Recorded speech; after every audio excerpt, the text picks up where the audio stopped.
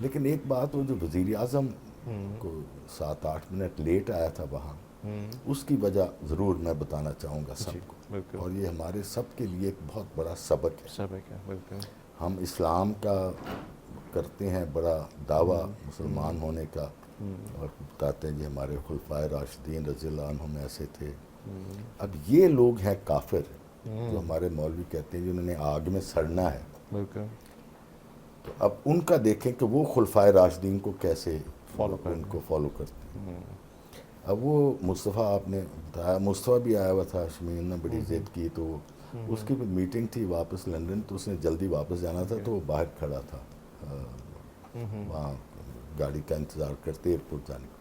تو اس نے بعد میں بتایا کہ بابا آپ کو پتہ ہے وہ کیوں لیٹ ہوا تھا پرائم منسٹر؟ میں نے کہا کیوں لیٹ ہوا تھا؟ کہ وہ ایک چھوٹی سی گاڑی پہ آیا، دین فاکس ویگن تھی چھوٹی سی، اچھا، خود چلا رہا تھا، اس کے ساتھ ایک آدمی بیٹھا تھا، پتہ نہیں اس کا سیکٹری تھا یا کوئی دوست کون ہوتا تھا؟ تھا، تو آیا تو اس کو وہاں پارکنگ کی جگہ نہیں مل رہی تھی۔ اوکے، کہتا ہے جی اس نے 2-3 چکر لگائے کہ کہیں پارک کرنے کی گاڑی جگہ مل جائے، تو پھر ایک کوئی پاکستانی تھے ہمارے کہ وہ باہر نکلے، تو انہوں نے کہا کہ صاحب آپ ٹھہر جاؤ میں گاڑی نکالتا ہوں۔ کہتا ہے جی وہ 5-7 منٹ جو لیٹ ہوا تھا وہ اس لیے لیٹ ہو گئی۔ میں نے کہا یہ ہے خلفائے راشدین کو کی بالکل پیروی کرنے والے اور ان کے بالکل، اسوہ پہ چلنے والے، کہ وہ ایک اتنے، اب آپ کو تو پتہ ہوگا کہ جی، Norway is now one of the richest countries of the world, 100% perfect, اس کا وہ وزیر اعظم ہے، اور کوئی اس کے آگے اسکاٹیں ہٹو کچھ بھی بچو پیچھے ہو جاؤ کچھ نہیں، اپنی ایک چھوٹی سی پرائیویٹ موٹر پہ وہ آیا اور خود چلا رہا تھا، اور پارکنگ کے لیے وہاں جگہ کوئی نہیں تھی۔ ہمارے یہاں جو ہیں، ہم جو ماننے والے ہیں اپنے خلفائے راشدین کے تابع دار اور ان کے پیروکار، ہمارے یہاں 10-10 میل وہ سب خالی کروا دیتے ہیں، او ایگزیکٹلی پیچھے ہو جاؤ بادشاہ ایگزیکٹلی سلامت آ رہے ہیں۔ ایسے ہی تو ہے۔ یہ وہاں مجھے اتفاق ہوا۔ اس کے بعد پھر 2-1 دفعہ انہوں نے بلایا، میں ہمیں 2007 میں بھی گیا، اوکے، تو 2011 میں بھی انہوں نے بلایا، تو وہ یہ جو ہمارے نارویجین ہیں نارویجن پاکستانی، وہاں پاکستان پہ تو پتہ نہیں اتنے زور شور سے پاکستان ڈے 14 اگست منایا جاتا ہے یا یہ نہیں، نہیں لیکن منایا وہاں جاتا، یہ بڑی دھوم سے مناتے ہیں۔ دھوم سے مناتے۔ بابا جانی آپ کا ایک ڈریم ہے کہ آپ نے ایک یونیورسٹی بنانی ہے، اس کے بارے میں کچھ آپ بتائیں گے کہ اس کی سنگ بنیاد آپ نے کب رکھی، اور اس کے پیچھے ایک بیک گراؤنڈ ہسٹری کیا ہے، اس کے اس بارے میں کا کچھ بتائیں گے آپ؟ بس اللہ پاک ہی سبب بنانے والا ہوتا ہے، جس پہ اللہ نے جب کوئی مہربانی کرنی ہو، کسی پہ کو کرم فرمانا ہو، تو یہ ہمارے پاس ایک ہمارے پاس کام کرتے تھے مہدی خان، جی، ان کا تعلق یہ آپ نے نام سنا ہوگا سیاچن گلیشیئر، آج بالکل کل تو سیاچن اللہ گلیشیئر، معاف کرے جس وجہ سے بھی وہ بہت ساری دنیا میں مشہور ہے، تو سیاچن گلیشیئر سے کوئی آدھ گھنٹہ ڈرائیونگ ٹائم پہلے ایک چھوٹا سا گاؤں ہے تھگس، تھگس، دریا بالکل، کے دائیں کنارے پہ، تو وہ وہاں کا رہنے والا تھا۔ ان کی والدہ فوت ہوگی، میرے خیال یہ 2010 یا 11 کا سال تھا۔ تو میرا بیٹا مصطفیٰ، اس کی اہلیہ آسمہ بیٹی ہماری، اور ان کا بیٹا اسفندیار جو اس وقت کوئی میرے خیال 5-1 سال کا تھا، تو یہ سارے گئے وہاں افسوس کے لیے۔ اچھا، اوکے، تو یہ پہلی دفعہ وہاں پہ گئے تھے، تو انہوں نے دیکھا کوئی درخت کے نیچے کچھ چھوٹے بچے، کوئی بڑے معصوم سے پیارے پیارے بچے، لڑکے لڑکیاں بیٹھے وہاں، کتابیں لی تھی ہاتھ میں۔ اس نے کہا یہ کیا ہے؟ کہ جی اسکول ہے اچھا، یہاں کا، گورنمنٹ پرائمری اسکول۔ یعنی ایک درخت کے نیچے وہ ایک اسکول تھا؟ تو انہوں نے پوچھا بچوں نے کہ یہ کدھر ہے اسکول؟ کہ جی یہی درخت ہی ان کا اسکول ہے۔ تو اللہ پاک نے مہربانی کرنی تھی میرے بچوں پہ، انہوں نے اس اسکول کو اڈاپٹ کر لیا، اوکے، اور اس کو پھر آہستہ آہستہ انہوں نے میٹرک لیول تک 1-2 سال میں ریز کیا، اسلام آباد بورڈ کے ساتھ، فیڈرل بورڈ کے ساتھ اس کو ایفیلیٹ کروایا، ریکگنائز کروایا، وہاں پھر ایک مناسب عمارت کا بندوبست کیا اسکول کی، ماشاء اللہ، تو وہ پھر اسکول کا میٹرک لیول تک وہ اسکول بن گیا۔ اب میں پہلی دفعہ تو کینسر کا حملہ ہوا 2016 میں مجھ پہ، تو پراسٹیٹ کینسر تھا، تو میں سنگاپور لے گیا بچے، تو وہاں جا کے سرجری ہوئی، تو اللہ پاک نے کرم کر دیا، ٹھیک ہے۔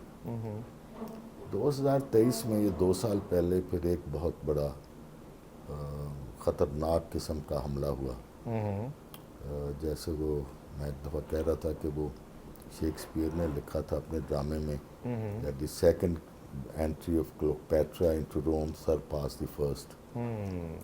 تو اسی طرح یہ جو تھا اس دفعہ کا اٹیک، جس میں میرا سارا ایبڈومینل ایریا انوالو تھا، سٹمک، پینکریاز، گال بلیڈر، انٹسٹائن، تو وہ کوئی وہاں سنگاپور پھر چلے گئے، وہاں کو 8 گھنٹے کی سرجری ہوئی، اچھا، 5 جو ٹاپ کے وہاں کے سرجن تھے ان کی ٹیم نے سرجری کی، اللہ پاک نے کرم کیا، اللہ پاک نے زندگی دی، بچا لیا۔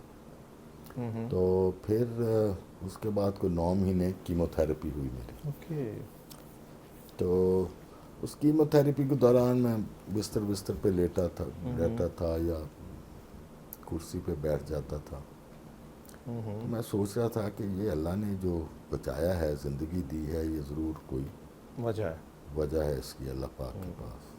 میں نعوذ باللہ سوچتا تھا کہ اللہ پاک، میرا خیال ہے، is looking for some excuse to save me from the hell fire، کہ اس سے کوئی نیک کام یہ کر لے تو اس کو بچا لیں آگ سے اور جنت میں چلا جائے۔ تو پھر میں 2 تو قانون پہ کتابیں لکھی میں نے، ایک لا آف ایویڈنس پہ اور ایک لا آف کرائمس پہ۔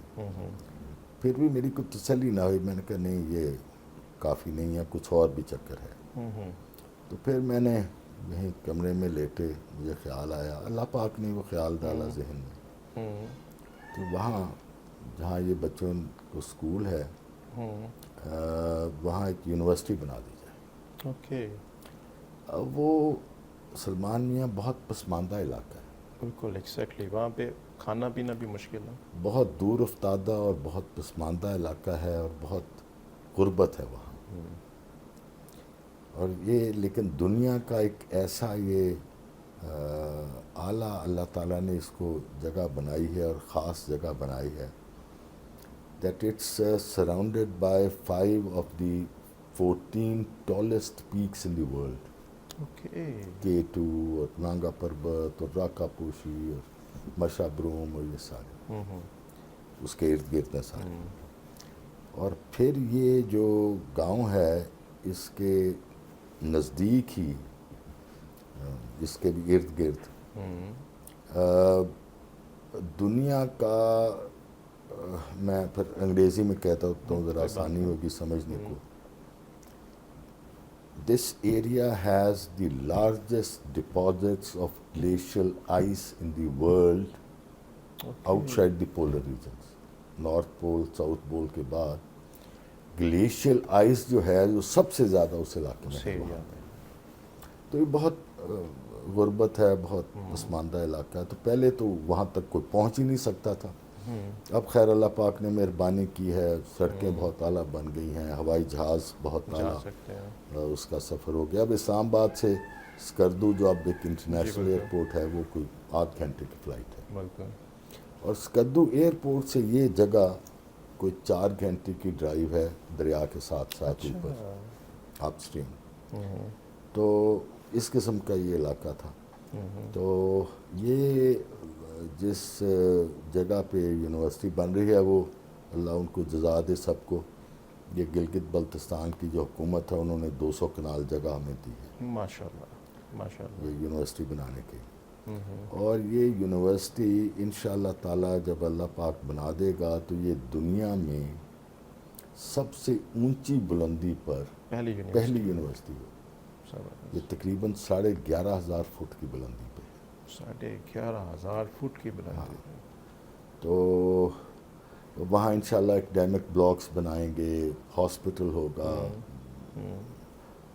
ہاسٹل ہوگا، لڑکیوں کے لیے علیحدہ، لڑکوں کے لیے علیحدہ، کیونکہ ہم بچیوں کی بھی لڑکیوں کی بھی تعلیم پہ زیادہ وہاں فوکس کرنا چاہتے ہیں۔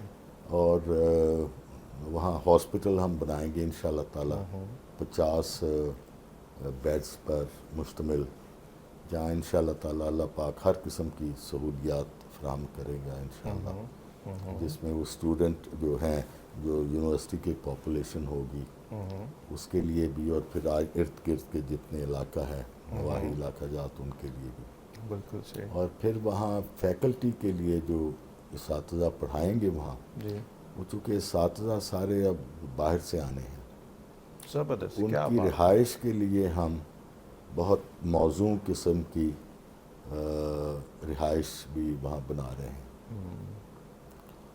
اور انشاءاللہ تعالیٰ میرے مالک کا کرم ہوا تو ہم نے وہاں اس یونیورسٹی میں تعلیم کے لیے کسی طالب علم سے ایک پیسہ بھی نہیں لینا انشاءاللہ تعالیٰ، زبردست زبردست. اور اللہ پاک انتظام کرے گا. اللہ پاک کے پاس کوئی خزانوں کی. بابا جانی اس پروجیکٹ کو کمپلیٹ کرنے کے لیے ہمیں کتنے پیسوں کی ضرورت ہے؟ جو اس وقت جو اندازہ ہے جو پہلی فیز کا جو ہم فوری طور پہ ہم جن کا بندوبست انشاءاللہ کرے گا، وہ اب اگلے مہینے اس کی انشاءاللہ تعالیٰ کنسٹرکشن شروع، کیونکہ وہاں تو پہاڑی سلوپ ہے نا بہت، تو 1 سال لگا ہے اس سلوپ کو ٹیرسنگ کرتے، اس کے وہ جس طرح اب یہ کھیت نہیں بنے ہوئے ہوتے تو اس کو میدان بناتے ہیں سلوپ پہ، اس میں 1 سال تو لگ گیا. بہت سخت پہاڑ ہے، تو اس کو پھر وہ انہوں نے وہ اسکریپر سے یا پتہ نہیں جو بھی ہیوی مشینری ہوتی ہے اس سے وہ کاٹ کے جگہ بنائی ہے. اب اس سال اب انشاءاللہ تعالیٰ وہاں، اور پھر وہاں نومبر کے بعد کام بند ہو جاتا ہے کیونکہ برف باری بہت سخت ہے. شاید ناروے یا یہ اسکینڈینیوین کنٹریز میں، اور یہاں تو شاید اتنی ہوتی ہو سردی اور برف وہاں.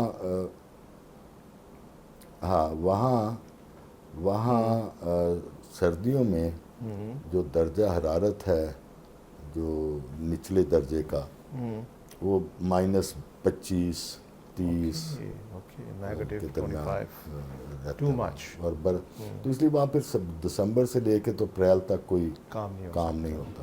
اب انشاءاللہ اس مہینے میں ہم شروع کریں گے، تو وہاں کوئی انیشیل ہم نے سب سے پہلے وہاں بنانی ہے فیکلٹی کی ریزیڈنسز، کیونکہ وہ اساتذہ کی وہاں رہائش ہوگی تو وہاں پھر کچھ آئے گا، اور پھر ایکڈیمک بلاکس بنائیں گے ہم وہاں. تو انشاءاللہ تعالیٰ 150 کروڑ کا فی الحال اندازہ ہے اس کی کنسٹرکشن پہ لگے گا، اور اتنے ہی رقم کا میں ایک انڈاؤمنٹ فنڈ بنانا چاہتا ہوں، تاکہ یہ نہ ہو کہ ہم ہر مہینے کچھ کال لے کے بھاگے پھریں کہ جی وہ بچوں کے لیے کھانے کے لیے پیسے نہیں ہیں اور ان کے اساتذہ کی تنخواہوں کے پیسے نہیں ہیں. ایک انڈاؤمنٹ فنڈ ہو جس سے ہمیں ایک ریگولر انکم آتی رہے اور اس سے یہ اخراجات سارے ہم انشاءاللہ تعالیٰ سلمان میاں اللہ پاک کرے گا، میں تو نہیں، جیسے میں کہتا ہوں کہ یہ سارے بچے اللہ پاک کے مہمان ہوں گے. اللہ پاک ان کی قلم دعات سے لے کے کھانا پینا، ان کی یونیفارم، ان کی رہائش، ہر قسم کے. پھر ہم بچوں کو ایک آنریڈیم بھی دیا کریں گے، کوئی 5-6 ہزار روپیہ کم از کم مہینے کا. ان کے اخراجات ہیں چھوٹے موٹے بچوں کے، تو اس قسم کا سلسلہ ہے. آپ دعا کریں اللہ پاک انشاءاللہ ہماری کرم فرمائی کریں.